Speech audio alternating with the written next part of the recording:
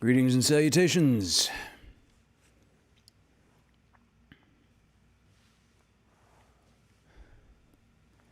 Let me know in the chat if you can hear and see me.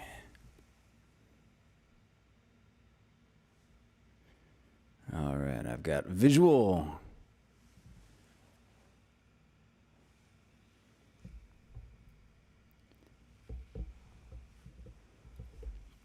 Can you hear me? Can you hear me? I see a yay from Mom. I see a hi from Dari. But am I audible? Okay, Kelsey Blaine Gibson can hear and see. Kathy B, yup, 0 equal hear and see. Cool. Well, thank you, Mom. Let's see who's here. I'm going to scroll to the top. My mom, Pam, and Christina Beelan. Hello, darling. Angelica Bolschweiler. Kelsey Blaine Gibson.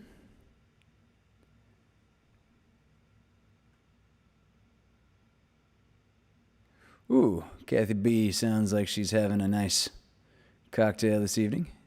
Hello, Dari Mills. Terry Smith, that sounds like an adorable way to spin the show.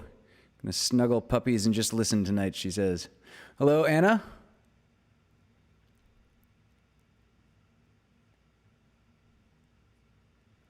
Paul Carganilla is here. And, jumping back to Anna for just a second, I was actually going to call you, Anna, and say thank you for the Christmas stocking and all of the lovely contents therein. It was extremely generous, and I really appreciated it. It was just a lovely gesture. Thank you so much, Anna.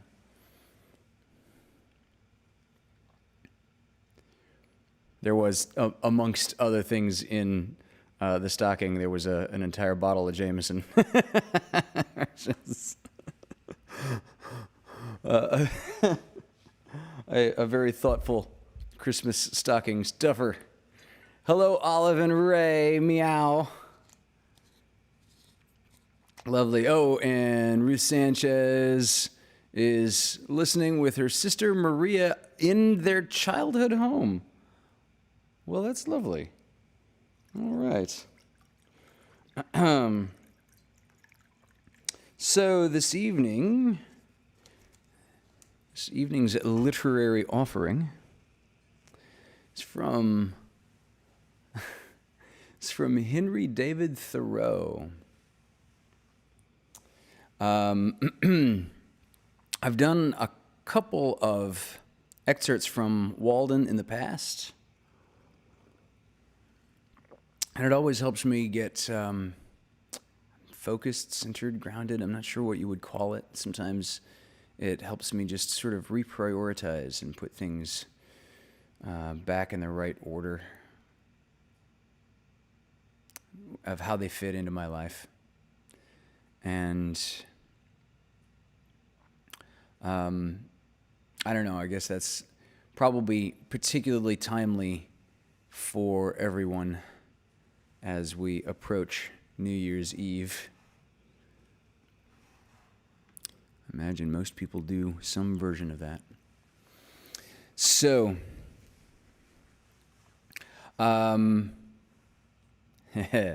cute, David. Ba-dumps. This promises to be a thorough reading of the text. So, excerpts from Walden, as well as a couple of questions on Ask Hunter Anything.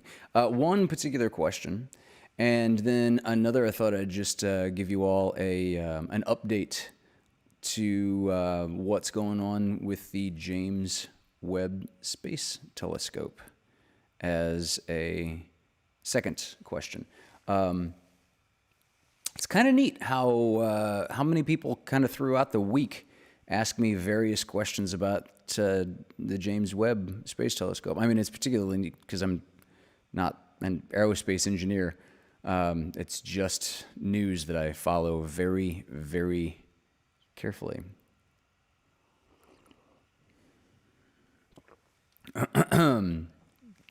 Cute, David. Yeah.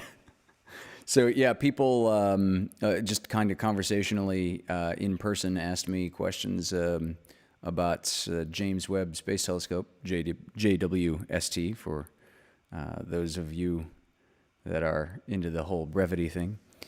A few different people asked me a few different questions about the JWST over Christmas Day, Christmas Eve, and maybe a question here or there leading up into it. So, no questions that I haven't addressed at some point on the show in some capacity or other. So, we'll just talk about it in terms of general updates. And I think throughout the reading of Walden here, I'll pause maybe once, maybe twice, just to go back through the chat and see if there are any other questions, comments, things to address. And if nothing is pressing to my response, then I will just continue.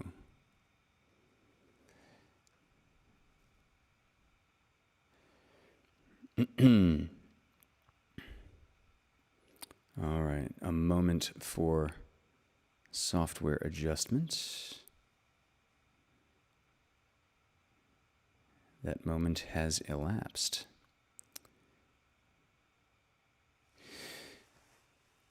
All right, this evening's abridged excerpt is from the 8th chapter of Walden, called The Ponds, by Henry David Thoreau.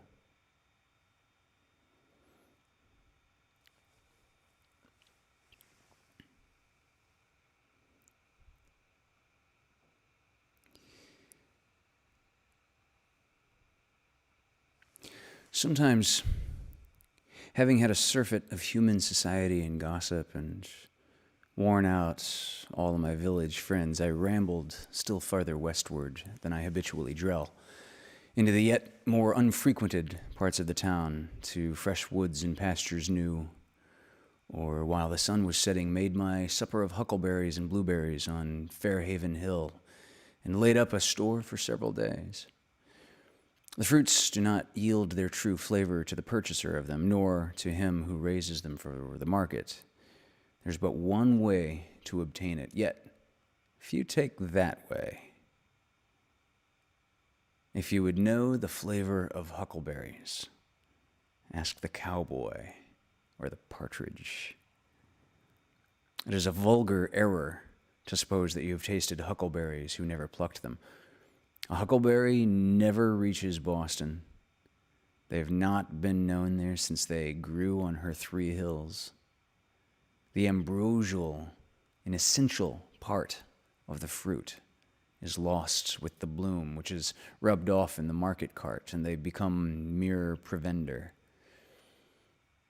As long as eternal justice reigns, not one innocent huckleberry can be transported thither from the country's hills.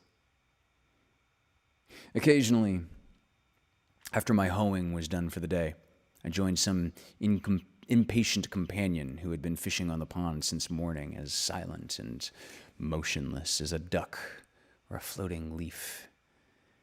And after practicing various kinds of philosophy, had concluded commonly, by the time I arrived, that he belonged to the ancient set of Cenobites. This, by the way, just as a side note, Cenobites were a monastic tradition that stressed community life. There was one older man, an excellent fisher and skilled in all kinds of woodcraft, who was pleased to look upon my house as a building erected for the conveniences of fishermen. And I was equally pleased when he sat in my doorway to arrange his lines. Once in a while, we sat together on the pond, he at one end of the boat and I at the other, but not many words passed between us, for he had grown deaf in his later years. But he occasionally hummed a psalm which harmonized well enough with my philosophy. Our communication was thus altogether one of unbroken harmony, far more pleasing to remember than if it had been carried on by speech. When, as was commonly the case, I had none to commune with, I used to raise the echoes by striking with a paddle on the side of my boat, filling the surrounding woods with circling and dilating sound, stirring them up as the keeper of a menagerie his wild beasts, until I elicited a growl from every wooded vale and hillside. In warm evenings, I frequently sat in the boat playing the flute and saw the perch, which I seemed to have charmed, hovering around me, and the moon traveling over the ribbed bottom, which was strewn with the wrecks of the forest. Formerly, I had come to this pond adventurously from time to time in dark summer nights with a companion and made a fire close to the water's edge. When we had done, we threw the burning brands high into the air like skyrockets, which, coming down into the pond, were quenched with a loud hissing, and we were suddenly groping in total darkness. Through this, whistling a tune, we took our way to the haunts of people again. But now, I had made my home by the shore. Sometimes I've returned to the woods and spent the hours of midnight fishing from a boat by moonlight, serenaded by owls and foxes, and hearing from time to time the creaking note of some unknown bird close at hand. These experiences were very memorable and valuable to me.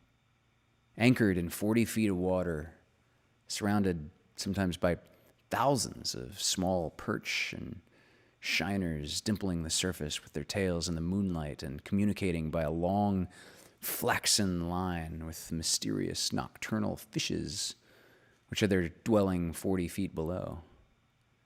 At length, you slowly raise, pulling hand over hand, some horned pout, squeaking and squirming to the upper air.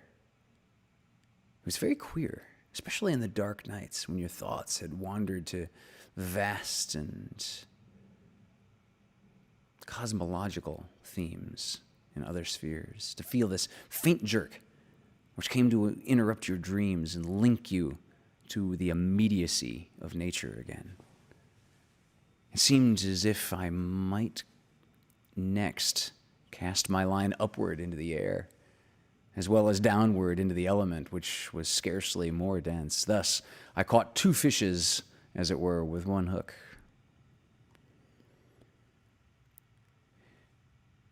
The scenery of Walden is on a humble scale, and though very beautiful, does not approach to grandeur, nor can it much concern one who has not long frequented it or lived by its shore. Yet, this pond is so remarkable for its depth and purity as to merit a particular description. It is a clear and deep green well, 1/2 mile long and 1 mile to 3/4 in circumference, and contains about 61.5 acres. A perennial spring in the midst of pine and oak woods, without any visible inlet or outlet except by the clouds and evaporation. All our Concord waters have 2 colors at least. One, when viewed at a distance, and another, more proper, close at hand. The first depends more on the light and follows the sky. In clear weather, in summer, they appear blue at a little distance, especially if agitated. And at a great distance, all appear alike. In stormy weather, they're sometimes of a dark slate color. The sea, however, is said to be blue one day and green another without any perceptible change in the atmosphere. I've seen our river when the landscape being covered with snow, both water and ice, were almost as green as grass. Some consider blue to be the color of pure water, whether liquid or solid.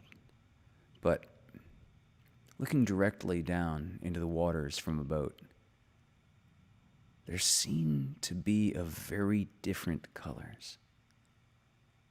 Walden is blue at one time and green at another, even from the same point of view. Lying between the earth and the heavens, it partakes of the color of both.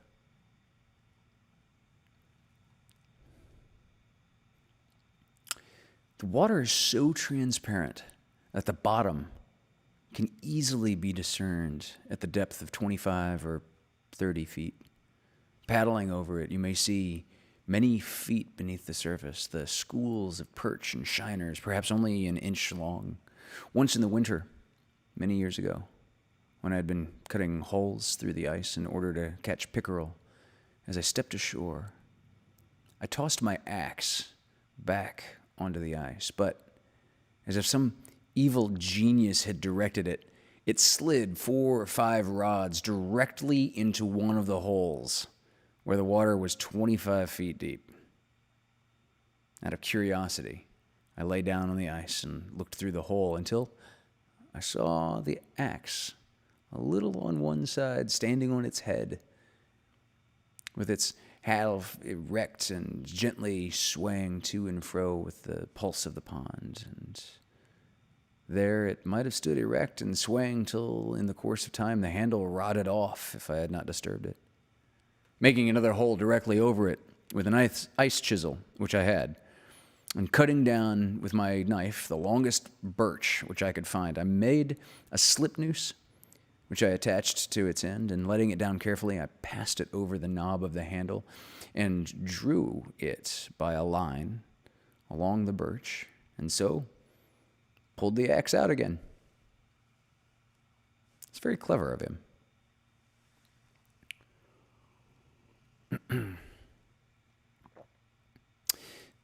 The shore is composed of a belt of smooth, rounded white stones, like paving stones, excepting 1 or 2 short sand beaches, and is so steep that in many places a single leap will carry you into water over your head, and were it not for its remarkable transparency, that would be the last to be seen of its bottom till it rose on the opposite side. Some think it is bottomless. It is nowhere muddy, and a casual observer would say that there were no weeds at all in it, and of noticeable plants, a closer scrutiny does not detect a flag, nor a bulrush, nor even a lily, yellow or white, but only a few small heart leaves and pondweed, and perhaps a water target or two, which are clean and bright like the element they grow in. The stones extend a rod or two into the water, and then the bottom is pure sand, except in the deepest parts, where there is usually a little sediment, probably from the decay of leaves which have been wafted onto it, and a bright green weed is brought up on the anchors, even in midwinter. We have one other pond just like this. White Pond, about 2.5 miles westerly, but though I'm acquainted with most of the ponds within a dozen miles of this center, I do not know a third of this pure, well-like character.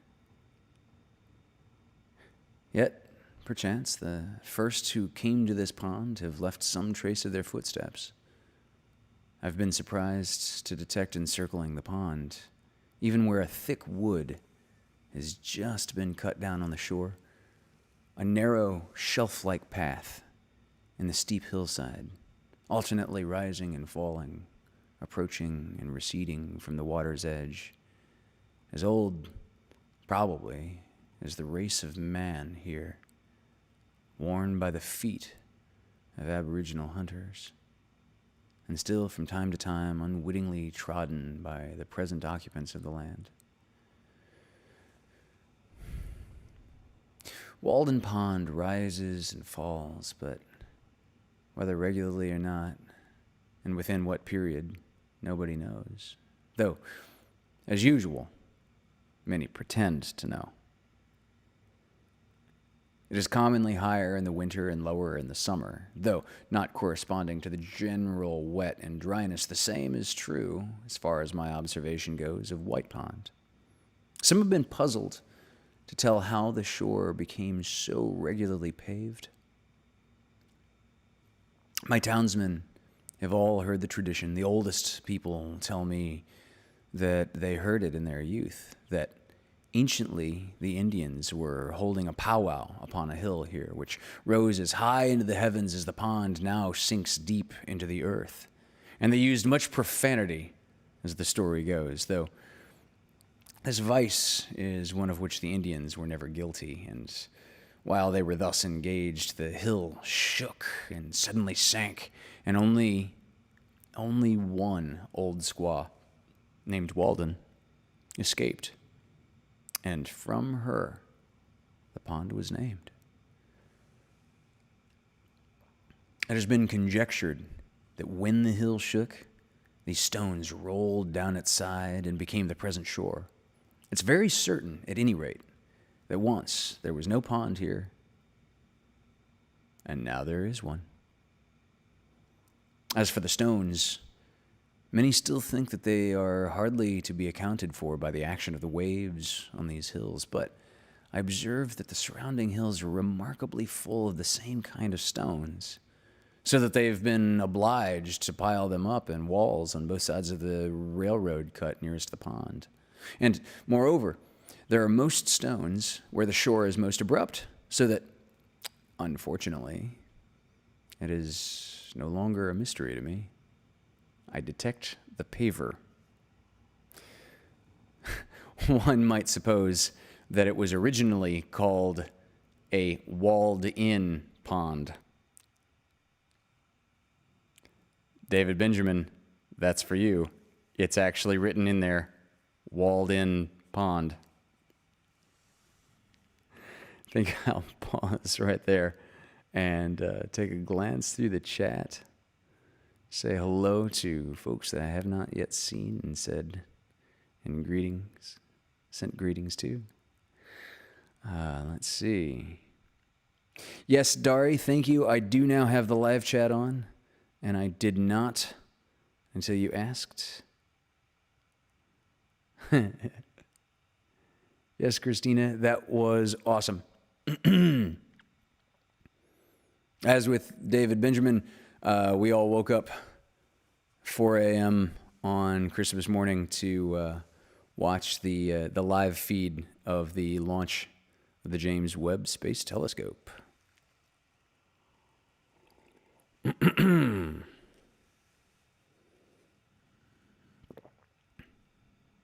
Hey, Nick Davila. Hello, Christy Davila. Amanda Benjamin. I hadn't said hello to Amanda earlier.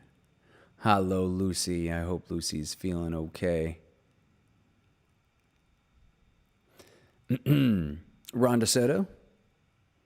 Better late than never. Hello.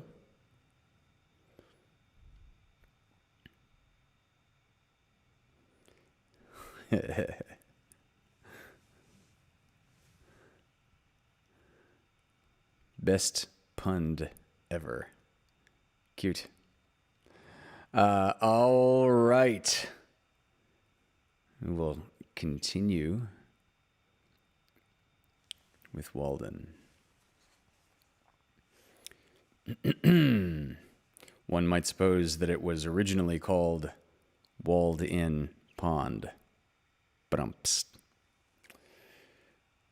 The shiners, pouts, and perch also, and indeed all the fishes which inhabit this pond, are much cleaner, handsomer, and firmer fleshed than those in river and most other ponds, as the water is purer, and they can easily be distinguished from them. Probably, many ichthyologists would make new varieties of some of them. There are also a clean race of frogs and tortoises and a few mussels in it. Muskrats and minks leave their traces about it, and occasionally a traveling mud turtle visits it. Sometimes when I pushed off my boat in the morning, I've disturbed a great mud turtle which had secreted itself under the boat in the night. Ducks and geese frequent it in the spring and fall. The white-bellied swallows skim over it, and the peetweets teeter along its stony shores all summer. I've sometimes disturbed a fishhawk sitting on a white pine over the water. I doubt if it is ever profaned by the wing of a gull like Fairhaven Pond. At most, it tolerates one annual loon. These are all the animals of consequence which frequent it now.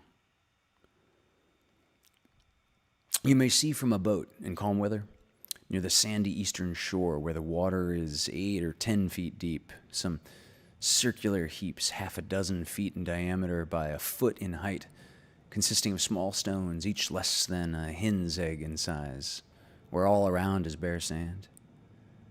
At first, you wonder if the Indians could have formed them on the ice for any purpose, and so when the ice melted, they sank to the bottom. But they're too regular, and some of them plainly too fresh for that. They're similar to those found in rivers, but as there are no suckers nor lampreys here, I know not by what fish they could be made. These lend a pleasing mystery to the bottom. The shore is irregular enough not to be monotonous. The forest has never so good a setting, nor is it so distinctly beautiful as when seen from the middle of a small lake amid hills which rise from the water's edge. For the water in which it is reflected not only makes the best foreground in such a case, but with its winding shore, the most natural and agreeable boundary to it. There, nature has woven a natural selvage in the eye that rises from the low shrubs of the shore to the highest trees. There are few traces of man's hand to be seen. The water washes the shore as it did 1,000 years ago. A lake is the landscape's most beautiful and expressive feature. It is the earth's eye, looking into which the beholder measures the depth of his own nature. The fluviatile trees next to the shore are the slender eyelashes which fringe it, and the wooded hills and cliffs all around are its overhanging brows.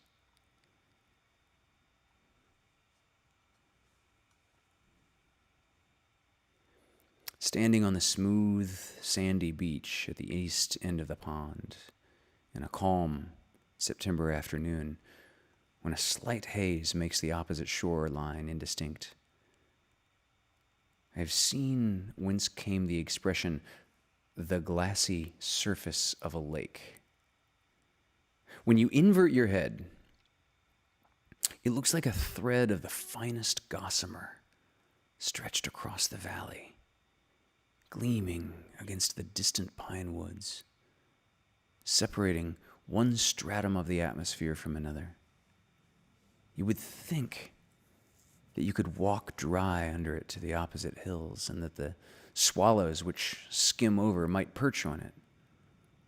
As you look over the pond westward, it is literally as smooth as glass, except where the skater insects, by their motions in the sun, produced the finest imaginable sparkle on it. Or perhaps a duck plumes itself, or a swallow skims so low as to touch it.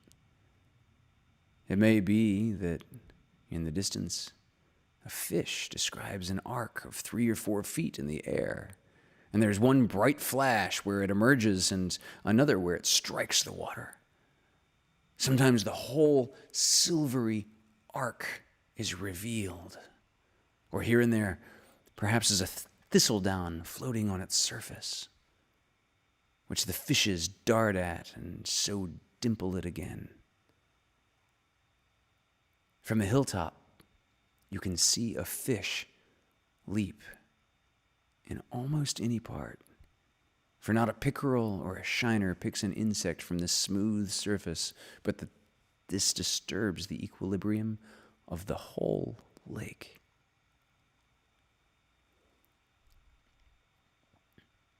It is a soothing employment on one of those fine days in the fall when all the warmth of the sun is fully appreciated, to sit on a stump overlooking the pond and study the dimpling circles which are incessantly inscribed on its otherwise invisible surface amid the reflected skies and trees. Over this great expanse, there is no disturbance, but it is thus at once gently smoothed away. The trembling circles seek the shore, and all is smooth again. How peaceful the phenomena of the lake. Aye, every leaf and twig and stone and cobweb sparkles now at mid-afternoon as when covered with dew in a spring morning. Every motion of an oar or an insect produces a flash of light, and if an oar falls, how sweet the echo. In such a day, in September or October, Walden is a perfect forest mirror, set round with stones as precious to my eye as if rare. Nothing so fair, so pure, lies on the surface of the earth. Sky, water. It needs no fence.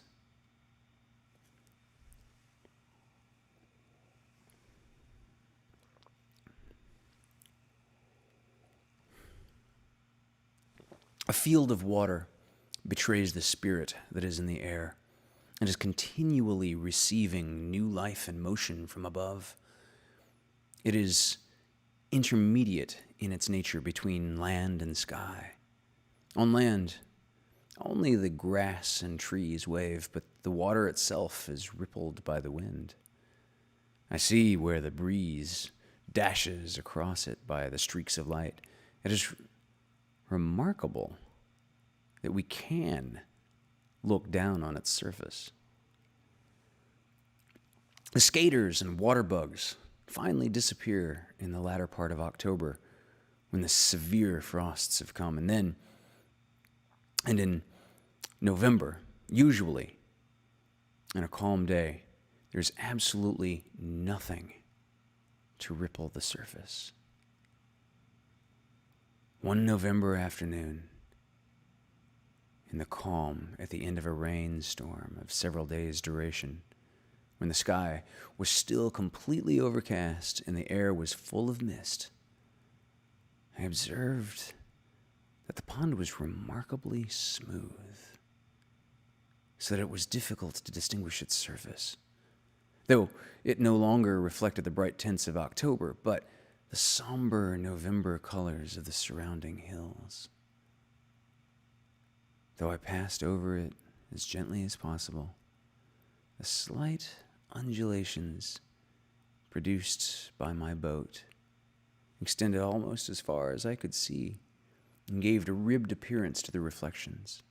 But as I was looking over the surface, I saw here and there, at a distance, a faint glimmer, as if some skater insects which had escaped the frosts might be collected there, or perchance the surface being so smooth betrayed where a spring welled up from the bottom.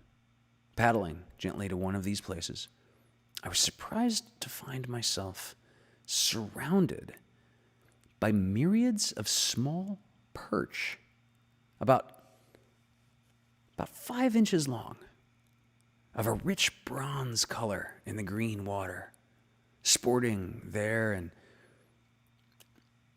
constantly rising to the surface and dimpling it, sometimes leaving bubbles on it. In such transparent and seemingly bottomless water, reflecting the clouds, I seemed to be floating through the air as in a balloon.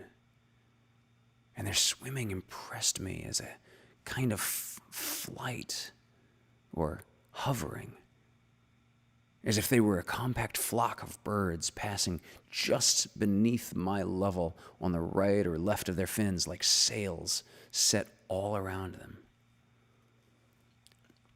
There were many such schools in the pond, apparently improving the short season before their winter would draw an icy shutter over their broad skylight, sometimes giving to the surface an appearance as if a slight breeze struck it or a few raindrops fell there.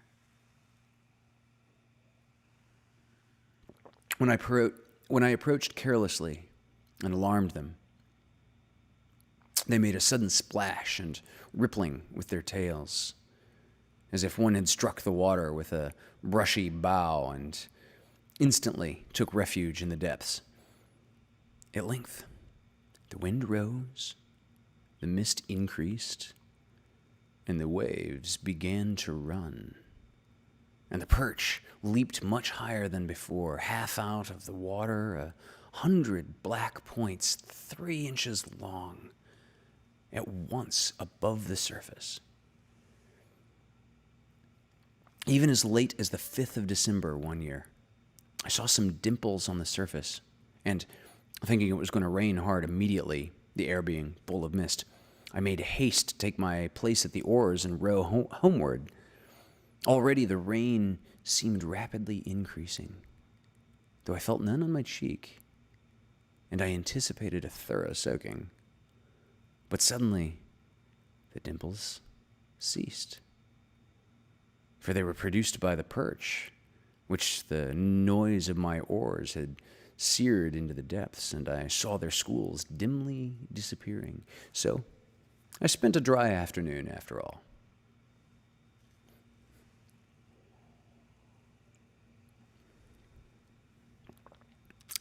An old man who used to frequent this pond nearly 60 years ago, when it was dark with surrounding forests, tells me that in those days he sometimes saw it all alive with ducks and other waterfowl, and that there were many eagles about it.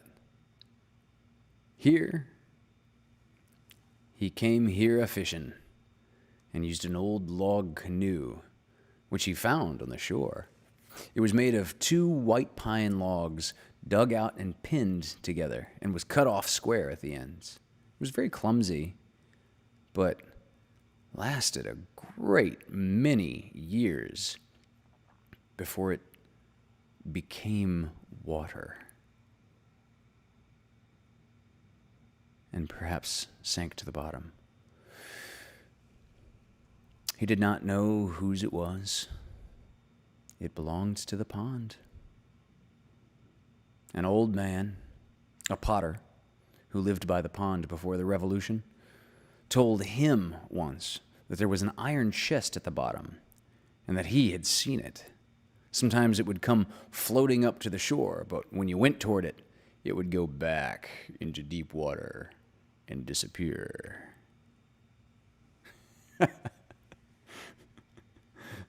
thought of Walden Pond having its version of a Loch Ness Monster, but that the Loch Ness Monster is really just an iron chest that you can never quite get your hands on, kind of like a leprechaun's pot of gold, forever at the end of a rainbow that you'll never be able to reach. When I first paddled a boat on Walden, it was completely surrounded by thick and lofty pine and oak woods, and in some of its coves, grapevines had run over the trees and formed bowers under which a boat could pass. The hills which form its shores are so steep, and the woods on them were then so high, that as you looked down from the west end, it had the appearance of an amphitheater for some kind of sylvan spectacle.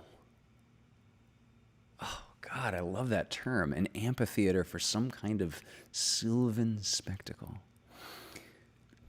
I've spent many an hour when I was younger floating over its surface as the zephyr willed, having paddled my boat to the middle and lying on my back across the seats in a summer forenoon, dreaming awake until I was aroused by the boat touching the sand.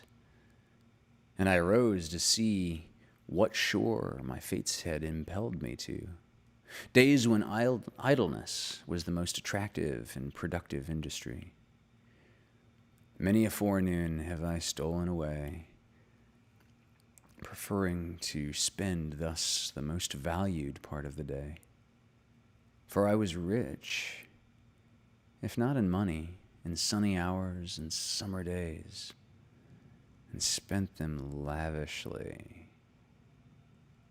Nor do I regret that I did not waste more of them in the workshop or the teacher's desk.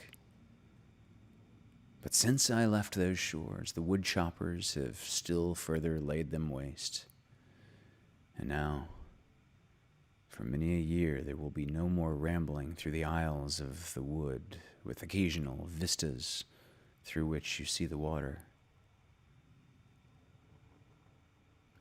My muse may be excused if she is silent forthwith. How can you expect the birds to sing when their groves are cut down? Nevertheless, of all the characters I have known, perhaps Walden wears best and best preserves its purity. It has not acquired one permanent wrinkle after all its ripples. It is perennially young, and I may stand and see a shallow dip to pick an insect from its surface as of yore. It struck me again tonight, as if I had not seen it almost daily for more than 20 years. Why, here is Walden, the same woodland lake that I discovered so many years ago.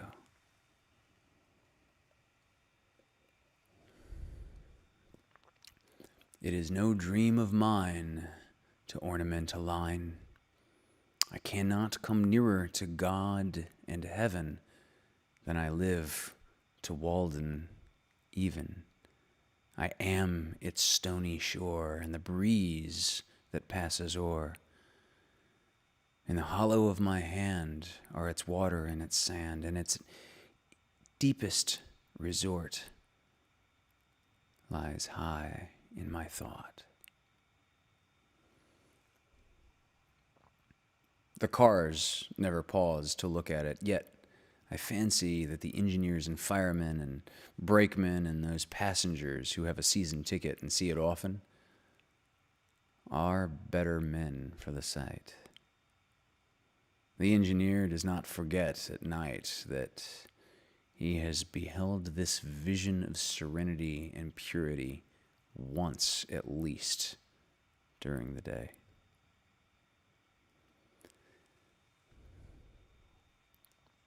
Flint's, or Sandy Pond, in Lincoln, our greatest lake and inland sea, lies about a mile east of Walden.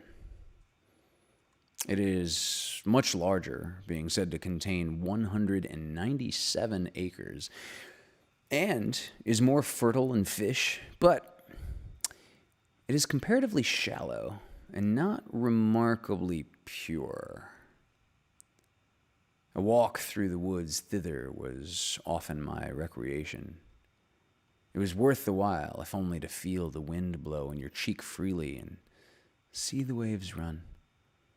I went a chestnutting there in the fall, on windy days when the nuts were dropping into the water and were washed to my feet, the fresh spray blowing in my face. I used to admire the ripple marks on the sandy bottom at the north end of this pond, made firm and hard to the feet of the wader by the pressure of the water, and the rushes which grew in waving lines as if the waves had planted them. There also I have found, in considerable quantities, curious balls, composed apparently of fine grass or roots of pipework, perhaps, from 1/2 inch to 4 inches in diameter and perfectly spherical. These wash back and forth in shallow water on a sandy bottom and are sometimes cast on the shore. They are either solid grass or have a little sand in the middle. At first, you would say that they were formed by the action of the waves, like a pebble. Yet the smallest are made of equally coarse materials, 1/2 inch long, and they are produced only at one season of the year. Moreover, the waves, I suspect, do not so much construct a material as they wear down a material. Flint's Pond. Such is the poverty of our nomenclature. Rather, let it be named from the fishes that swim in it, the wild fowl, or the animals which frequent it, the wild flowers which grow by its shores, or some wild man or child, the thread of whose history is interwoven from its own, not from him who could show no title to it but the deed which a like-minded neighbor or legislature gave him, him who regretted only that it was not English hay or cranberry meadow. There was nothing to redeem it, forsooth, in his eyes, and would have drained it and sold it for the mud at its bottom. It did not turn his mill. It was no privilege for him to behold it. Goose Pond, a small pond, is on my way to Flint's. Fairhaven Pond is an expansion of Concord River, said to contain some 70 acres, and White Pond, of about 40 acres, is 1.5 miles beyond Fairhaven. This is my lake country. These, with Concord River, are my water privileges. And night and day, year in, year out, they grind such grist as I carry to them. Perhaps the most attractive, if not the most beautiful of all the lakes, the gem of the woods, is White Pond. A poor name from its commonness, whether derived from the remarkable purity of its waters or the color of its sands. In these, as in other respects, however, it is a lesser twin of Walden. They're so much alike that you would say they must be connected underground. It has the same stony shore, and its waters are of the same hue. As at Walden, in sultry weather, looking down through the woods on some of its bays, which are not so deep, but that the reflection from the bottom tinges them, the waters are of a misty bluish green.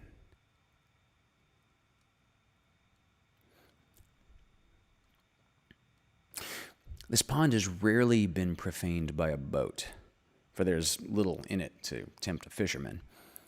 Instead of the white lily, which requires mud, or the common sweet flag, the blue flag, Iris versicolor.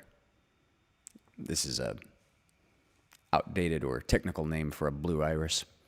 Iris versicolor grows thinly in the pure water, rising from the stony bottom all around the shore, where it's visited by hummingbirds in June, and the color both of its bluish blades and its flowers, and especially their reflections, are in singular harmony with the sea green water. White Pond and Walden are great crystals on the surface of the earth, lakes of light. If they were permanently semi-solid and small enough to be clutched, they would perchance be carried off like precious stones to adorn the heads of emperors, but being liquid and ample and secured to us and our successors forever, we disregard them and run after the great diamond of Kohinoor. How much more beautiful are they? Nature has no human inhabitant who appreciates her. The birds with their plumage and their notes are in harmony with the flowers, but what youth or maiden conspires with the wild, luxuriant beauty of nature? She flourishes most alone, far from the towns.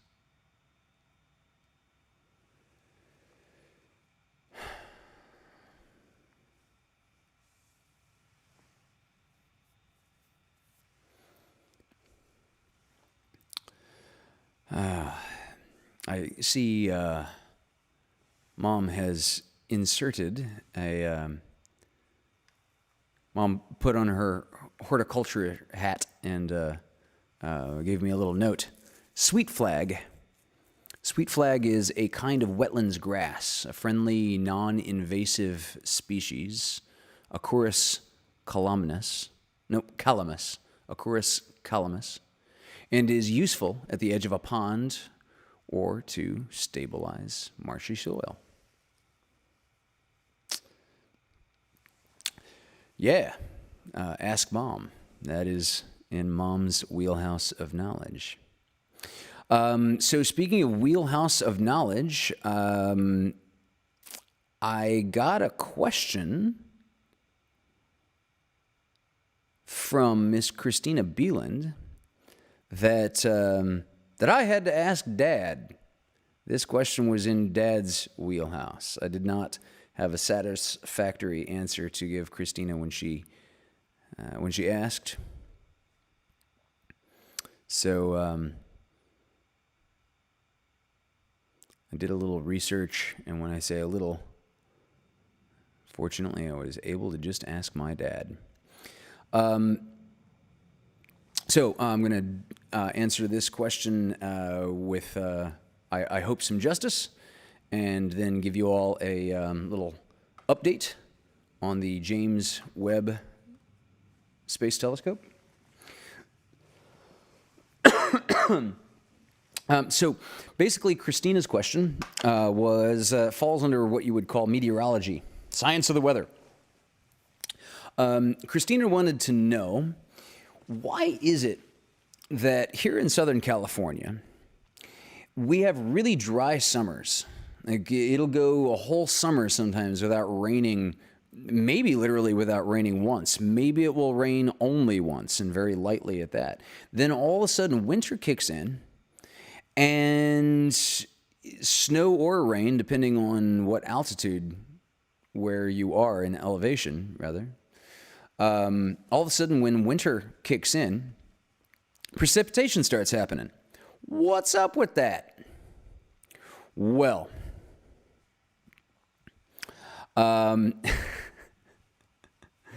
Christina, the answer is describable. You're going to love this because the answer is named for its relationship to Italy.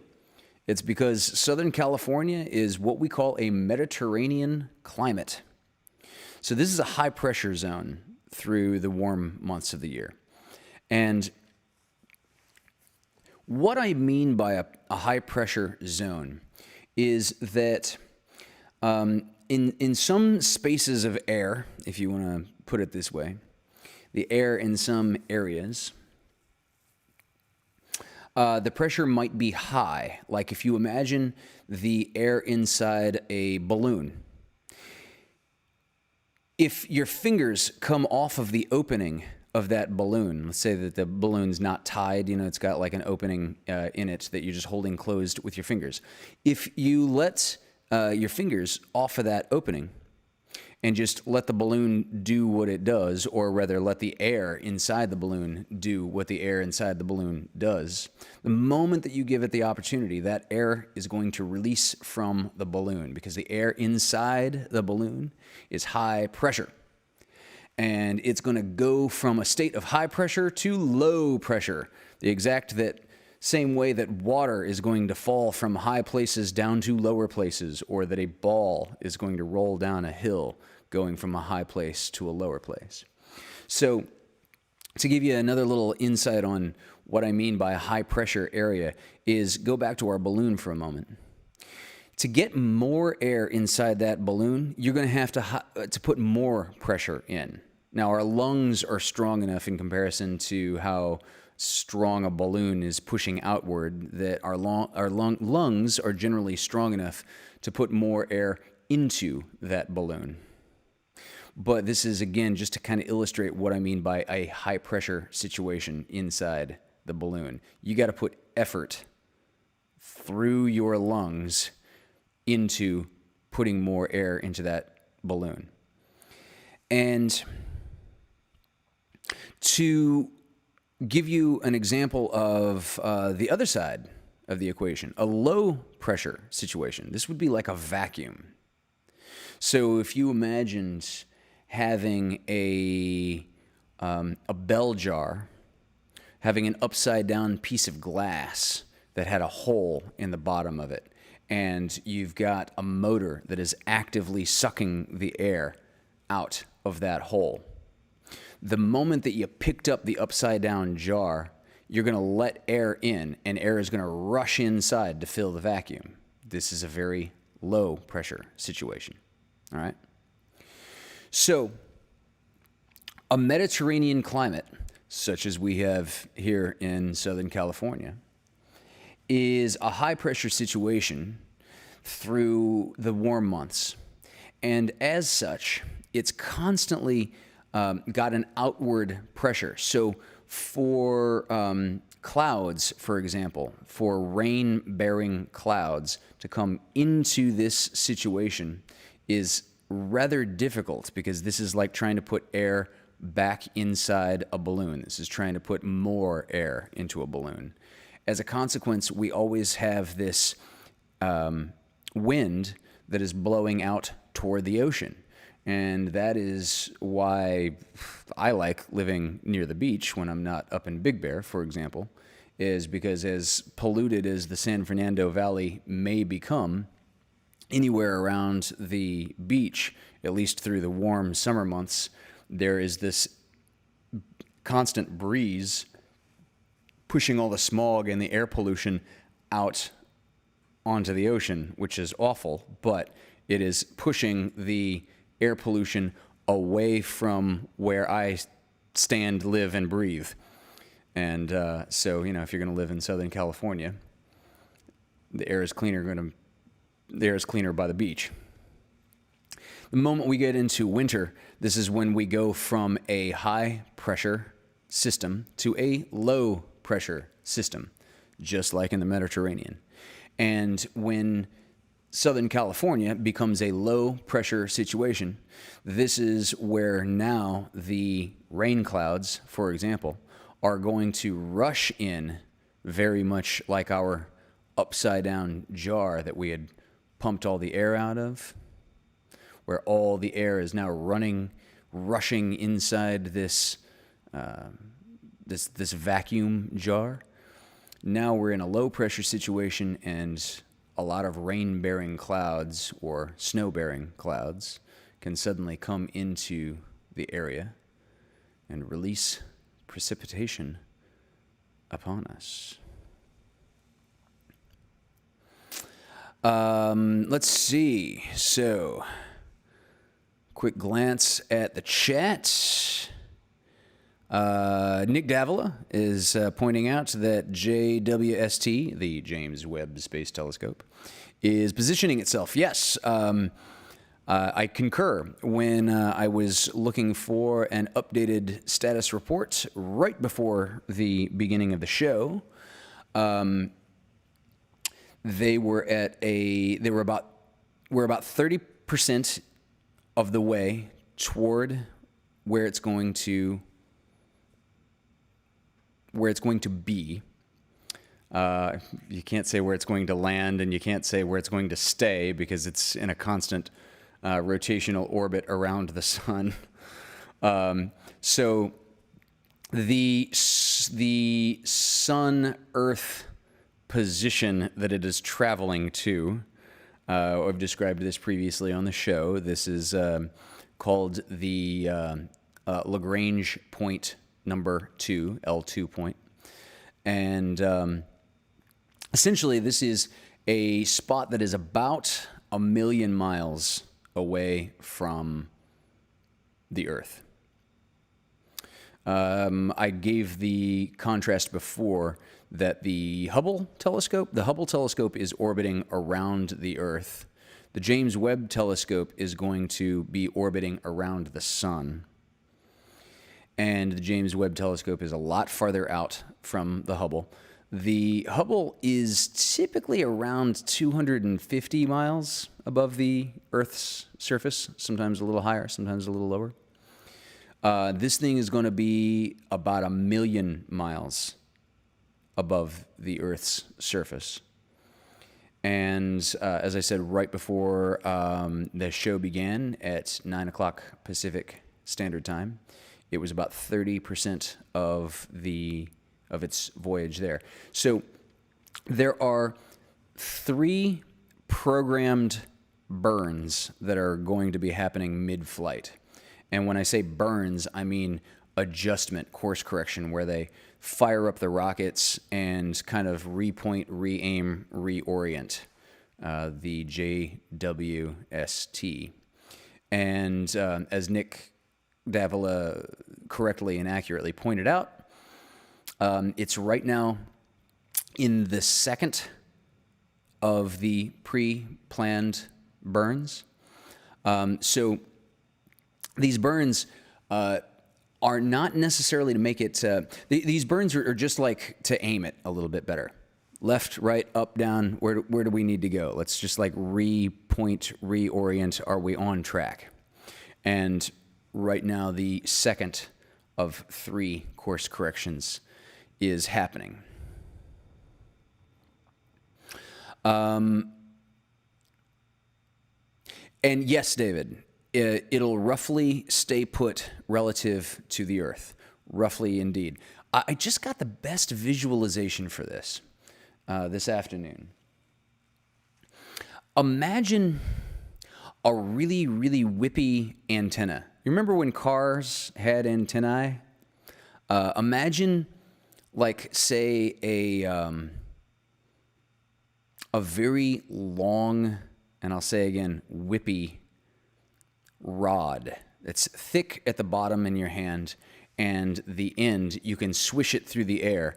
And when you swish it this way, it's going to, when you switch it, forgive me, there are some people that are only listening to an audio that cannot see a feed of this. If you flick it to your left, the reed in your hand will overbend farther to the left. You flick it then to the right, it'll overbend the other way. You could imagine this if you just like, say, straighten out a coat hanger and imagine whipping a coat hanger back and forth in your hand, how it's never going to be a completely straight line. It's always going to be in some course-correcting bend or wave. That's what the James Webb Space Telescope is going to be doing in relation to the sun and the earth and the JWST. Sometimes it'll be, in my previous descriptions, it sounded like it's going to always just be in a perfect fixed straight line. Well, sometimes it's going to be a little bit behind the earth as the earth is orbiting around the sun. Sometimes it's going to overcorrect and be a little bit in front of. It'll similarly go a little bit above and below that plane. But the L2 Lagrange point, and the JWST also has corrective rockets, corrective thrusters on board to keep it in the area that it needs to be. But yeah, it's going to be more or less in line with the sun, the earth, the James Webb Space Telescope. So David Benjamin wants to know, how far away does something have to be before we refer to it as X distance away from the Earth versus a distance above the Earth? Okay, great question. So essentially, it has to be far enough that it doesn't really matter who looks up. That's because, like, above or below just really depends on the subjectivity of what continent you are standing on, right? If you follow me. So your question is very subjective. There's no like particular distance. Sometimes we will refer to the moon as being above. Sometimes we'll refer to the moon as being below the Earth.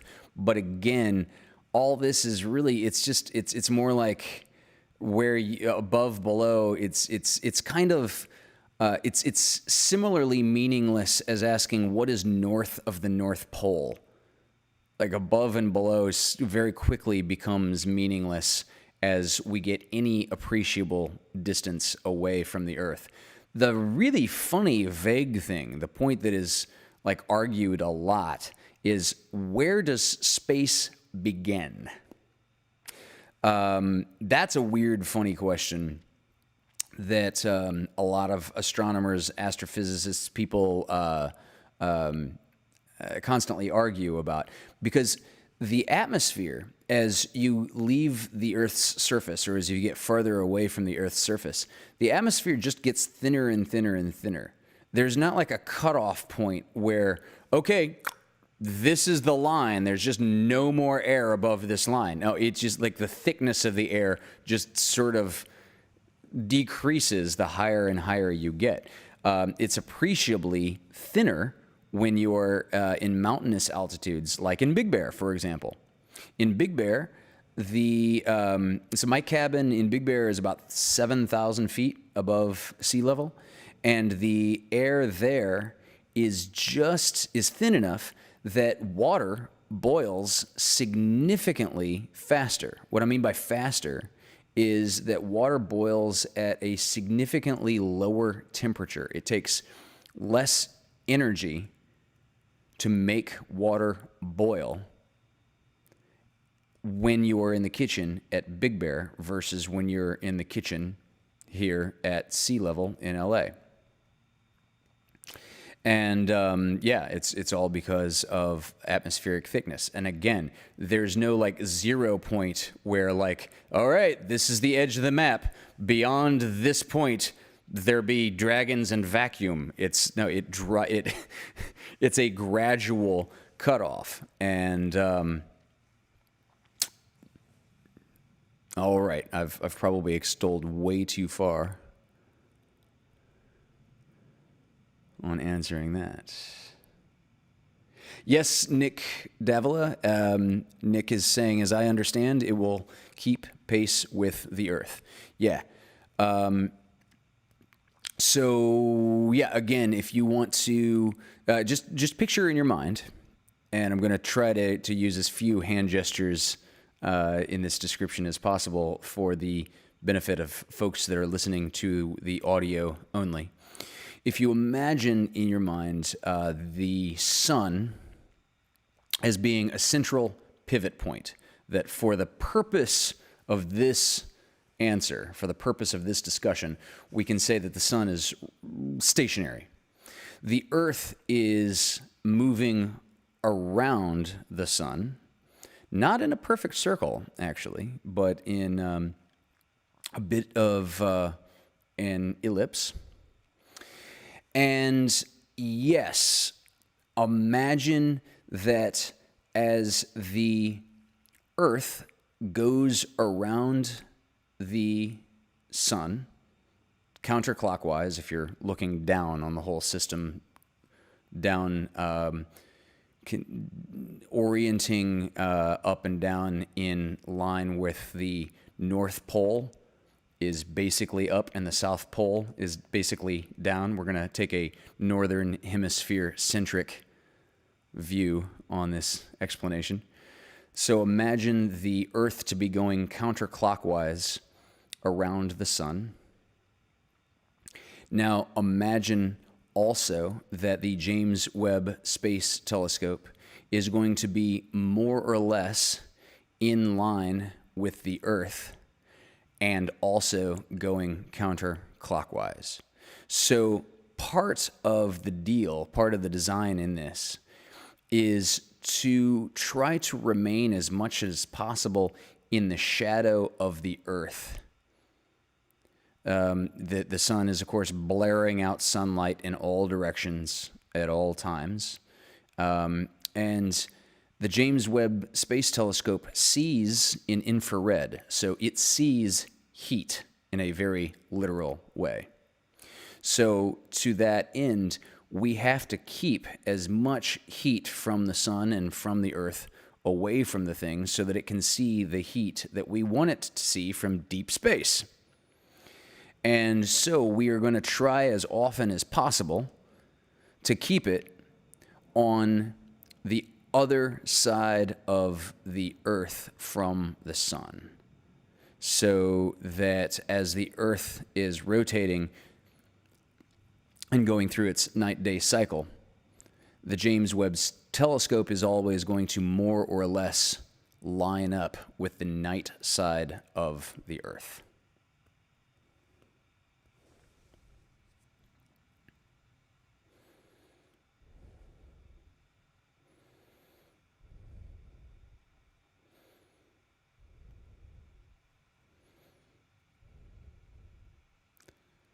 Scrolling down. Yep. David Benjamin is pointing out, think of it as being in a gravitational valley where, like a ball, it can roll around a bit, but the combined gravity of the Earth, the Moon, and the Sun will push it back if it strays too far, right? It is trying to stay in, I like to describe it as the flat spot.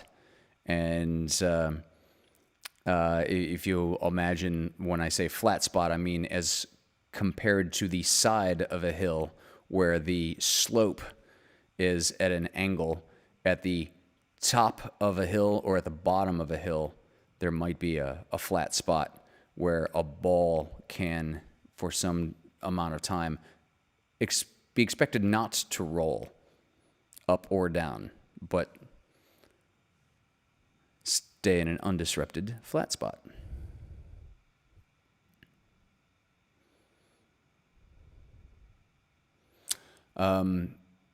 Yeah, and David, again, I agree with David. Technically, the moon is within Earth's atmosphere. Okay, so there's real big air quotes on the technically qualification on that. Yes, because some of the oxygen, some of the nitrogen that we have here on the Earth's surface is always escaping out into the void, into the vacuum of space. And some of it will go to the moon and past the moon. That is not to say that under any circumstances you could take the helmet of your spacesuit off and try to breathe it. It is going to be so of such a tiny concentration that you may as well be in the vacuum of space when you're standing on the moon. The moon does not have its own atmosphere. The moon is also not so immersed in the Earth's atmosphere that you could find any usable, breathable oxygen, but it does exist, let's say, on a molecular level, on the tiniest scale. Imagine in extremely small percentages where we have the decimal point and then a lot of zeros before you hit 1 in terms of the concentration of the presence of Earth's atmosphere to be detected on the moon.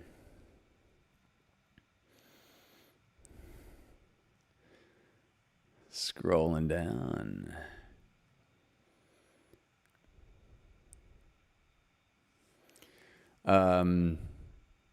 Yeah, David, if they really wanted to operate in the dark, they should just wait till the sun turns into a black dwarf. That'll do the trick. Certainly that would do the trick, but I personally don't plan on being here long enough to see that day arise. And I want to see what the JWST has to show us well before that time. All right. I think that does it for this evening's show. Thank you very much for joining us for Fireside Tales for Wolfgang, episode 61. Join us again here on the Vaudacity Network. Who's on tomorrow? Is it? It should be David up tomorrow, right? David, are you doing a show tomorrow? Is it? Yeah, it must be David tomorrow, right? Thank you, Miss Emily Thatcher. Thank you for joining us, darling. Let's see. Amanda on Demanda is going to be Wednesday at 7:30. I believe David Benjamin is, David is on tomorrow night, Tuesday, at 6:30, right? And join us again on Thursday at the regular time at 6 o'clock for our pre-New Year's Eve Lovecast. This coming Thursday at 6. Also, on New Year's Day, there will be a table read, or a Zoom read, rather, of Paul Carganilla's new script that he wrote just as a writing challenge.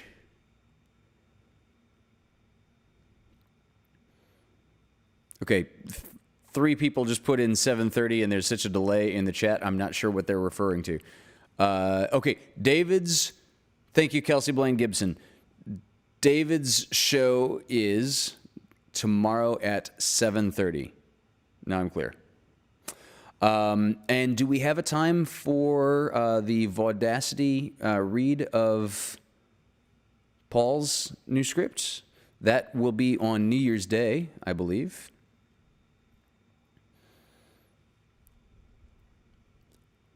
Let's see if someone chimes in on the chat there.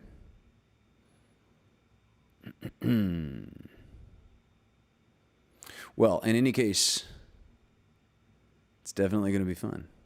And in any case, I'll be sure to update people as to the actual time for the New Year's Day Zoom read of Paul's new script, which is happening at 7 p.m. on January 1st. All right.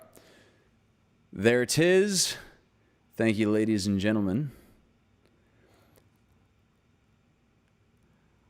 And thank you for joining us to all of Terry's pack Oh dear. I can't wait to see what Paul's talking about. Come see Hunter be sexy as hell and charm my wife.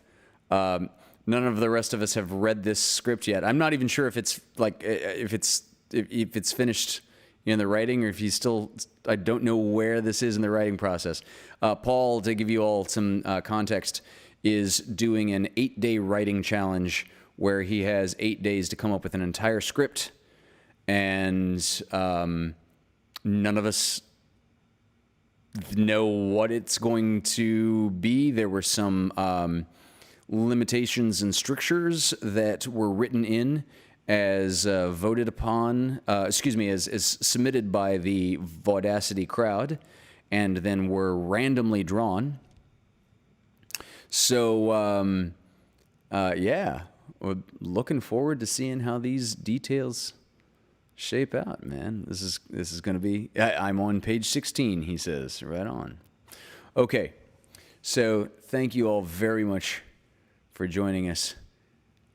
If the rain has stopped, I might just go for an 11 p.m. long bike ride along the beach. I cannot tell you how much I've missed that particular ritual, being up in the snow and having no ocean to ride a bike beside. And in any case, thank you all very much for joining us. I love you all. Have a safe New Year's Eve, whatever you do.